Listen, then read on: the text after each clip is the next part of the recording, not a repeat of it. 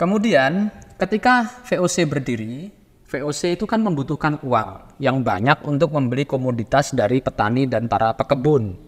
Sementara ketika mereka datang ke Nusantara, mereka tidak membawa uang sebanyak itu.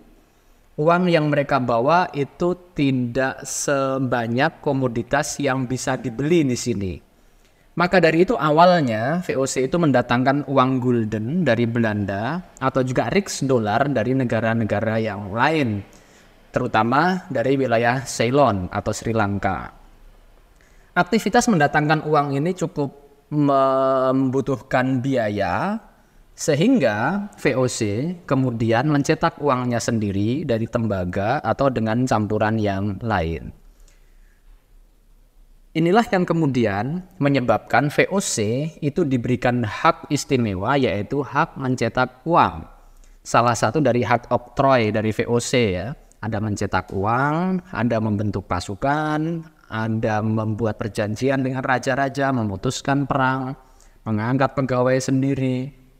Itu adalah hak oktroy VOC, dan salah satunya yang paling penting itu adalah mencetak uang. Kenapa mencetak uang itu menjadi penting? Karena ini adalah salah satu sumber utama dari kekayaan VOC. Loh, kok bisa? Pertama adalah dari seigniorage. Jadi seigniorage ini adalah selisih antara nilai intrinsik yang dimiliki oleh uang dengan nilai ekstrinsik dari uang itu. Jadi misal uang gulden VOC itu seharga uang yang dicetak VOC itu seharga katakanlah 10 gulden begitu. Nah, modal untuk membuat uang itu kan dibuat dari tembaga. Nah, tembaganya sendiri untuk membuat satu koin itu paling berapa sih? Apa ada 1 gulden? Ya katakanlah cuma berapa ya? Cuma setengah gulden begitu. Berarti VOC dari mencetak dari setengah gulden harga tembaga itu kemudian dicap, ditulis 10 gulden. Ditulis di sana VOC dan kemudian bisa dijadikan sebagai alat tukar dan ditulis 10 gulden di situ. Maka dari situ saja VOC sudah mendapatkan keuntungan 9,5 gulden dari hanya mencetak uang saja. Gitu ya. Nah, kemudian uang-uang cetakan VOC ini tadi itu laku di pasaran ketika itu. Karena sekali lagi belum ada standar mata uang pada awal berdirinya VOC. Sehingga bisa dikatakan pada waktu itu VOC itu membeli barang dagangan, membeli hasil pertanian dan perkebunan dari masyarakat Indonesia itu dengan modal dengkul. Kenapa? Ya karena mereka mencetak uang sendiri untuk membeli barang. Mereka tidak memerlukan effort yang lebih untuk mendapatkan uang, kemudian ditukar dengan barang-barang hasil pertanian dan perkebunan dari masyarakat Indonesia. Mereka mencetak uang, kemudian mereka mendapatkan barang. Keuntungan dari seigniorage aja itu sudah luar biasa besarnya. Keuntungan dari selisih antara nilai intrinsik dan ekstrinsik dari mata uang. Dari uang yang dicetak oleh VOC. Belum lagi uang-uang itu kemudian dibelikan kepada para petani dan pekebun dan mereka mendapatkan hasil pertanian dan perkebunan itu dalam jumlah yang luar biasa besarnya. Dari sini saja kita sudah bisa membayangkan betapa besarnya keuntungan VOC, betapa besarnya keuntungan yang diperoleh oleh VOC pada waktu itu. Maka VOC ini tumbuh menjadi perusahaan yang kaya raya, luar biasa kayanya dari aktivitas itu tadi. Kemudian kita akan membicarakan VOC dan ekonomi. VOC dan ekonomi itu tidak bisa terpisahkan karena VOC memang perusahaan dagang dengan pola pikir cuantitatif. Dengan pola pikir untuk mendapatkan cuan, dengan pola pikir untuk mendapatkan keuntungan. Maka VOC dan ekonomi itu tidak bisa dipisahkan. Pelan tapi pasti VOC itu menguasai satu persatu wilayah Nusantara dengan perjanjian ini itu. Biasanya memanfaatkan pertikaian antar keturunan-keturunan raja. Jadi raja itu biasa kan dalam sebuah kerajaan itu ada pemberontakan dari anaknya, anak selir, anak dari permaisuri lama, permaisuri baru. Itu kan sering terjadi konflik seperti itu. VOC memanfaatkan hal itu. membantu pihak yang sekiranya membutuhkan bantuan VOC. Dan nanti ketika menang, VOC mendapatkan konsesi ini, konsesi itu. Mendapatkan hak ini, hak itu. Yang pada waktu itu kebanyakan adalah hak untuk menguasai satu wilayah dalam arti menguasai hasil pertanian dan perkebunannya. Yang lama-kelamaan mereka juga menguasai orang-orangnya juga. Sehingga cara-cara seperti itu dilakukan VOC di banyak tempat, sehingga pelan-pelan seluruh Indonesia, hampir seluruh Indonesia, seluruh Nusantara ini berada di bawah kendali dari VOC. Kemudian seperti Pulau Banda tahun 1621 sudah jatuh ke tangan VOC. Cengkeh di Ambon dimonopoli oleh VOC tahun 1656. Kemudian beberapa tahun sesudah itu wilayah Pantura di Jawa itu juga jatuh ke tangan VOC. Dan seterusnya dan seterusnya. Setelah kekuasaannya meluas, VOC itu tidak sekedar berdagang, tetapi ternyata juga memungut pajak dan berbagai pungutan kepada rakyat. Jadi ketika VOC mendapatkan satu wilayah, awalnya mereka hanya menguasai hasil pertanian dan perkebunan. Tetapi lama-kelamaan ada potensi keuntungan yang lain selain dari hasil pertanian dan perkebunan itu, yaitu pajak dari rakyat yang ada di situ.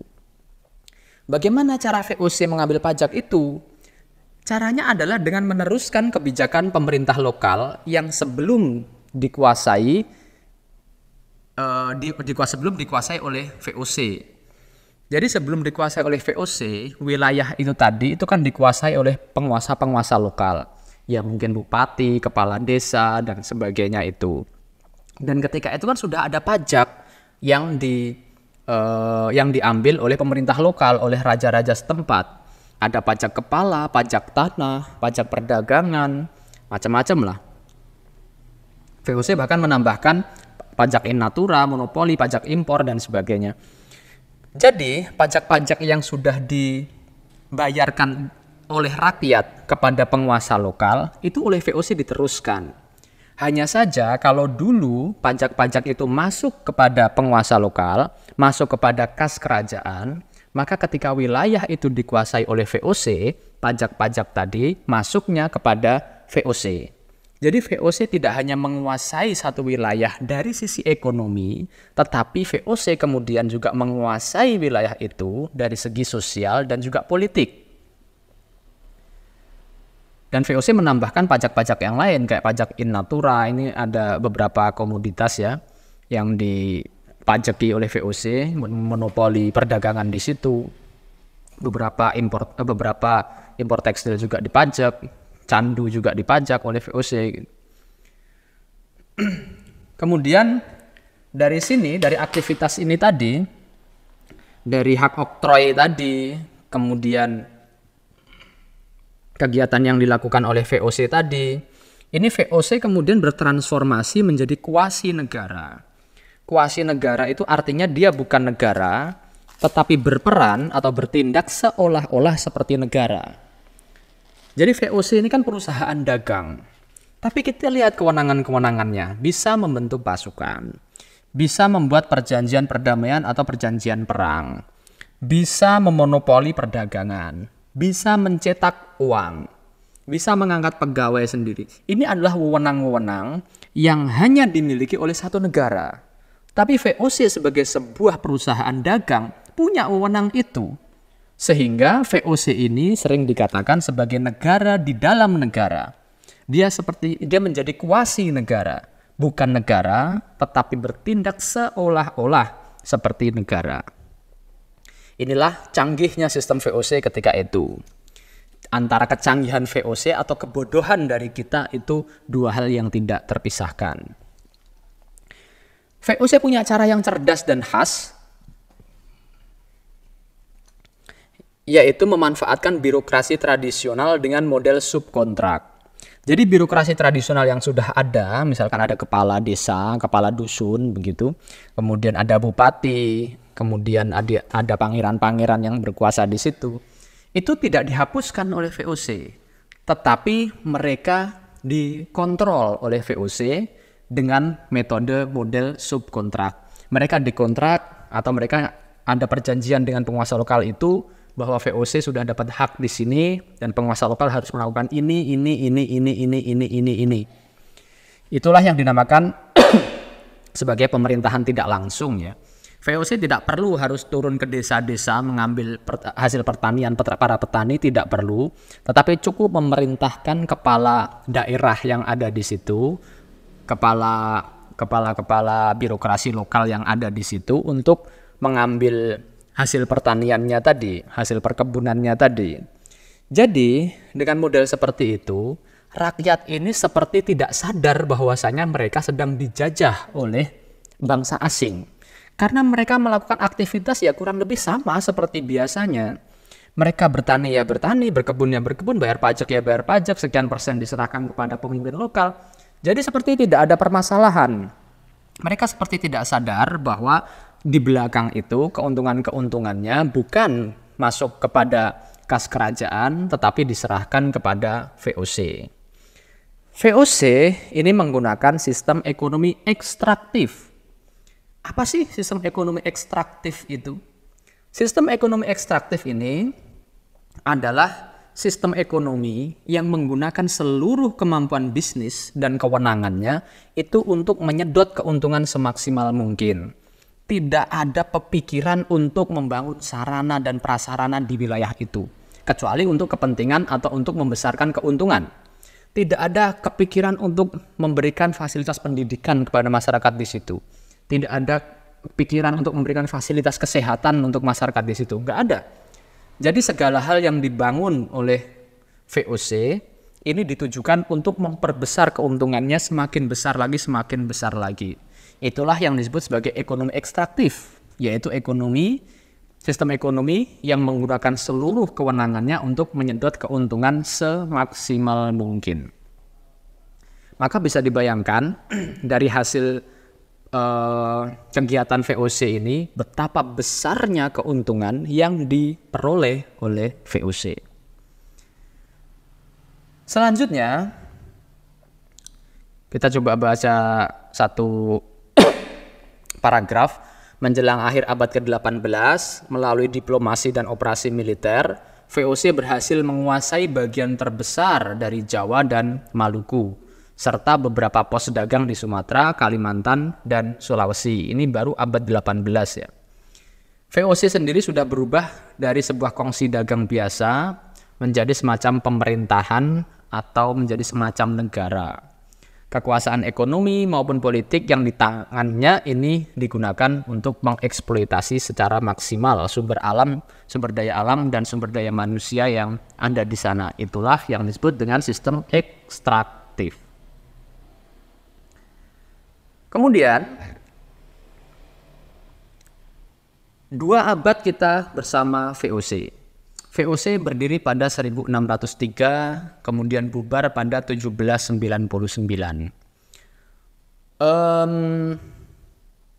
VOC dengan segala kewenangannya, dengan sebegitu besarnya keuntungan yang dimiliki oleh VOC, toh akhirnya VOC ini kemudian runtuh. VOC ini kemudian bubar. VOC ini kemudian bangkrut, menanggung hutang yang sangat banyak di masa akhir kekuasaannya. Kenapa bisa terjadi? Salah satu faktor, dan ini faktor yang cukup penting pada masa VOC, adalah korupsi yang merajalela. Korupsi akan menjadi satu hal yang sangat merusak bagi satu organisasi ketika praktik korupsi itu sudah dianggap lumrah bagi organisasi itu. Jadi dari tingkat yang paling bawah itu sudah muncul korupsi-korupsi, dan itu sudah menjadi praktik yang dianggap wajar oleh para pejabat-pejabatnya. Jadi misalkan dari desa A, petani menyerahkan berapa 10 ton padi. Di tingkat kepala desa sudah diambil 1 ton, maka tinggal 9 ton. Nanti diserahkan kepada bupati, bupatinya ngambil 2 ton, maka tinggal di kabupaten tinggal 7 ton. Nanti diserahkan kepada atasannya lagi, sebelum masuk ke gubernur jenderal itu diambil lagi 2 ton, tinggal 5 ton. Maka dari desa yang seharusnya 5 ton nyampe ke VOC pusat cuma 5 ton, bahkan kurang dari itu. Nah, praktik seperti itu merajalela di mana-mana dan dianggap sebagai suatu hal yang wajar dan biasa terjadi. Itulah yang menyebabkan kemudian VOC itu akhirnya mengalami pembusukan dari dalam. VOC kemudian pelan-pelan labanya berkurang, dan padahal pegawai-pegawainya itu semakin banyak, padahal wilayah perkebunannya juga semakin luas, akhirnya VOC tidak kuat menanggung biaya-biaya operasionalnya, sehingga VOC kemudian merugi. Dan ini juga menjadi renungan bagi kita bahwa di Indonesia hari ini praktik korupsi itu juga harus kita waspadai dan kita harus kita perhatikan ya. Karena indeks persepsi korupsi kita di tahun 2022 kemarin, tahun lalu ya, itu ada di angka 34 dari 100. Angka 34 itu menunjukkan bahwa negara kita adalah negara yang korup. Angka 34 itu kita ada di peringkat 100 sekian dari 180 negara yang dinilai. Setengahnya aja kita nggak ada dari negara-negara itu ya. Negara itu dikatakan relatif bersih ketika indeks persepsi korupsinya di atas 50. Nah, kita ada di angka 34. Maka Indonesia ini termasuk negara yang korup dari nilai indeks persepsi korupsi itu tadi. Dan ini harus kita jadikan perhatian, harus kita waspadai, karena kalau kita tidak waspada, kalau kita biarkan praktik korupsi itu sebagai suatu hal yang lumrah dan suatu hal yang wajar, maka ya siap-siap saja kita akan menjadi VOC selanjutnya. Dan tentu itu bukan hal yang kita inginkan. Karena kita sudah melihat bagaimana praktik korupsi itu memang merajalela di Indonesia dan itu diakui oleh banyak orang. Di berbagai macam instansi melakukan praktik korupsi dengan caranya masing-masing. Minta tanda tangan, ngasih ini, minta tanda tangan sertifikat, ngasih itu. Kedatangan pejabat A, ngasih sekian. Kalau pengen lolos dari hukuman, bayar sekian. Ini kan terjadi. Dan di banyak orang dianggap sebagai praktik yang lumrah. Nah, ini harus kita waspadai supaya kita tidak menjadi VOC yang baru. Supaya kita tidak bangkrut dan bubar seperti VOC. Gitu. 2 abad bersama VOC. Daya tarik Nusantara bagi VOC itu ada 2. Pertama adalah melimpahnya tanah pertanian. Luar biasa besarnya tanah pertanian dan perkebunan di Indonesia ini, di Nusantara. Dan yang kedua, tenaga kerja yang murah karena sistem feodal masih dilakukan di Indonesia ini. Sistem kerajaan yang mana sistem setor dari tingkat bawah untuk membiayai kerajaan itu kan masih dilakukan. Dan itu dimanfaatkan dengan baik oleh VOC untuk menarik keuntungan. 2 hal ini itu sangat langka di Belanda. Di Belanda kita tahu wilayahnya kecil sekali. Kalau di Indonesia, Belanda itu seberapa ya? Se-DIY ada enggak itu? Kecil sekali wilayahnya. Kemudian tidak sepanjang tahun bisa menanam juga. Ketika musim dingin apa yang bisa ditanam di negara yang subtropis seperti itu? Kemudian dari segi tenaga kerja juga mahal. Nggak ada yang mau dibayar murah di sana. Maka ketika nyampe di Indonesia dengan wilayah yang luas, tenaga kerja yang murah, ini adalah surga bagi VOC. Ditambah lagi minimnya edukasi yang dimiliki oleh masyarakat di Nusantara. Masyarakatnya masih terbelenggu di dalam kebodohan. Sehingga mudah sekali untuk VOC mengendalikan mereka. Atau mengendalikan nenek moyang kita itu, mbah-mbah kita itu. Sebelum VOC datang, tenaga kerja itu dikuasai oleh penguasa-penguasa lokal. Jadi rakyat ini kan menjadi pelayan dari penguasa-penguasa setempat. Dan cara yang paling mudah adalah bekerja sama dengan penguasa lokal seperti yang saya sampaikan sebelumnya tadi. Cukup pegang kepalanya dan semuanya biarkan berjalan seperti biasa. Hanya saja keuntungannya kalau sebelumnya masuk kepada kas pemerintahan lokal, pada masa VOC masuknya kepada VOC. Simpel sekali. Tanah demi tanah dibuka oleh VOC untuk semakin banyak menerima keuntungan. Dari satu desa saja sudah mendapatkan keuntungan yang besar. Maka VOC akan membuka desa-desa baru, akan membabat hutan-hutan baru untuk dijadikan sebagai lahan-lahan pertanian, untuk semakin memperbesar kekayaan daripada keuntungan daripada VOC. Inilah yang disebut sebagai intensifikasi pertanian. Insentifikasi ini, pertanian dan perkebunan ini pada akhirnya sampai juga kepada titik jenuh. Sampai juga pada titik jenuh ketika lahan dan tenaga kerja itu tidak lagi mencukupi. Lahan oke, boleh luas, tetapi tenaga kerjanya itu kan tidak sebanyak itu. Sehingga ada satu masa VOC itu keuntungannya stuck. Tidak bisa naik lagi, karena tenaga kerjanya juga terbatas. Awalnya naik secara signifikan, tetapi ketika semuanya sudah dipekerjakan ya sudah. Angka kelahiran ketika itu juga nggak tinggi-tinggi amat. Mungkin tinggi, tetapi juga diimbangi dengan angka kematian yang tinggi. Karena rendahnya kualitas kesehatan pada waktu itu. Sehingga sampai satu masa VOC ini keuntungannya stuck. Kemudian, apa sih pelajaran yang bisa kita ambil dari VOC? VOC ini tumbuh sebagai satu perusahaan yang mengesankan dari segi keuntungan ya. Tetapi ternyata pertumbuhan ekonomi yang diperoleh oleh VOC itu tidak ada dampaknya terhadap kesejahteraan penduduk. Tidak ada dampaknya pada kesejahteraan rakyat. Rakyat tetap saja miskin, rakyat tetap saja terbelenggu di dalam kebodohan, yang artinya bahwa pertumbuhan ekonomi itu tidak sama dengan kesejahteraan penduduk.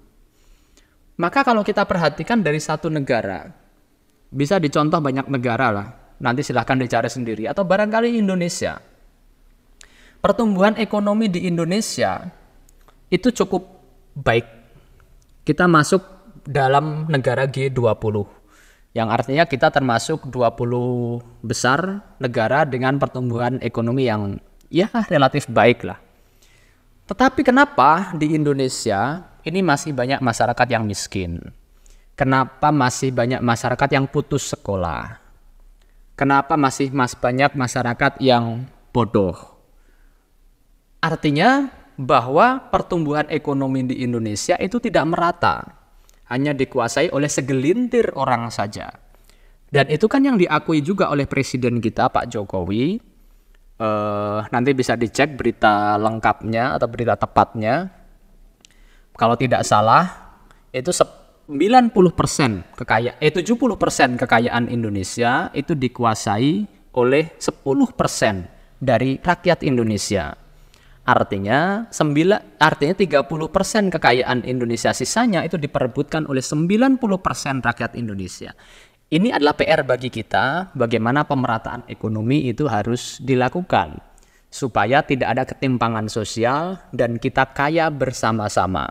Indonesia menjadi negara yang sejahtera, yang masyarakatnya itu juga merasakan kesejahteraan itu. Nah, kita tidak ingin seperti VOC ini, bahwa pertumbuhan ekonomi hanya dinikmati oleh pejabat-pejabat tinggi dari VOC. Rakyat tetap miskin dan bodoh. Kemudian pertumbuhan ekonomi itu juga tidak sama dengan pertumbuhan dan kemajuan masyarakat. Karena pertumbuhan ekonomi hanya dinikmati sekali lagi oleh pejabat-pejabat tinggi VOC, tidak oleh rakyat. Dan satu hal yang penting adalah otoritas politik itu tidak boleh menjadi otoritas bisnis. VOC ini adalah otoritas politik sebagai regulator. Tetapi dia juga menjadi otoritas bisnis, yaitu sebagai eksekutor. Regulator dan eksekutor seharusnya itu dipisah. Otoritas bisnis sendiri, otoritas politik itu sendiri. Otoritas politik adalah yang mengatur. Otoritas bisnis adalah yang menjalankan. Ketika otoritas bisnis dan otoritas politik bergabung menjadi satu, maka disitulah negara itu dianggap berdagang atau berbisnis dengan rakyatnya. Dan ini adalah kritikan-kritikan yang disampaikan kalau di Indonesia itu pada BUMN, di mana BUMN sebagai eksekutor itu menyatu dalam otoritas politik, yaitu di bawah Kementerian BUMN sebagai regulator. Dan ini kritikan-kritikan dari para pengamat ekonomi supaya BUMN itu dipisahkan dari kementerian begitu. Ya meskipun BUMN tidak seperti VOC ya, tetapi alangkah baiknya kalau dipisahkan dari kementerian. Ini pelajaran yang bisa kita ambil dari VOC, karena ketika otoritas politik dan otoritas bisnis itu bergabung jadi satu, maka dia akan sangat-sangat powerful. Dan kualitas persaingan dagangnya itu menjadi tidak sehat, karena dia juga sebagai pengambil kebijakan, pembuat regulasi, tapi dia juga yang menjalankan. Sehingga pihak-pihak swasta ini menjadi ya kalah kalau praktek seperti ini dilakukan.